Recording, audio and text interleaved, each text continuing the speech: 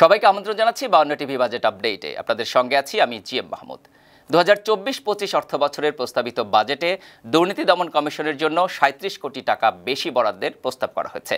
দুর্নীতির বিরুদ্ধে ব্যবস্থা গ্রহণের জন্য দুদকের কার্যক্রমকে আরও গতিশীল করতে বাজেটে কী পরিমাণ বরাদ্দের প্রস্তাব রাখা হয়েছে তারই কিছুটা ধারণা দেওয়ার জন্য আমাদের এই আয়োজন।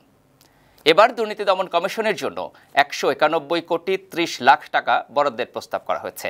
বৃহস্পতিবার সংসদে 2024-25 অর্থ বছরের প্রস্তাবিত বাজেট বক্তৃতায় কথা জানিয়েছেন অর্থমন্ত্রী আবুল হাসান মাহমুদ আলী।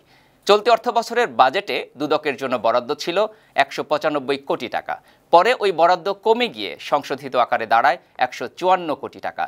প্রস্তাবিত বরাদ্দ চলতি অর্থ বছরের সংশোধিত বাজেটের চেয়ে 37 কোটি 75 লাখ 62 হাজার টাকা বেশি।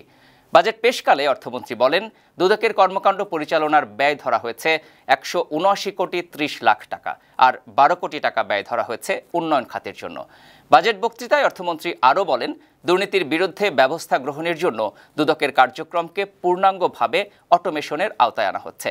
এর জন্য digital archive, digital forensic lab এবং investigation and prosecution management system IPMS চালু করা হয়েছে।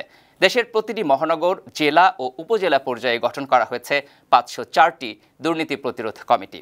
বৃহস্পতিবার বিকাল 3টায় জাতীয় সংসদে 7,97,000 কোটি টাকার বাজেট পেশ করেন অর্থমন্ত্রী আবুল হাসান মাহমুদ আলী।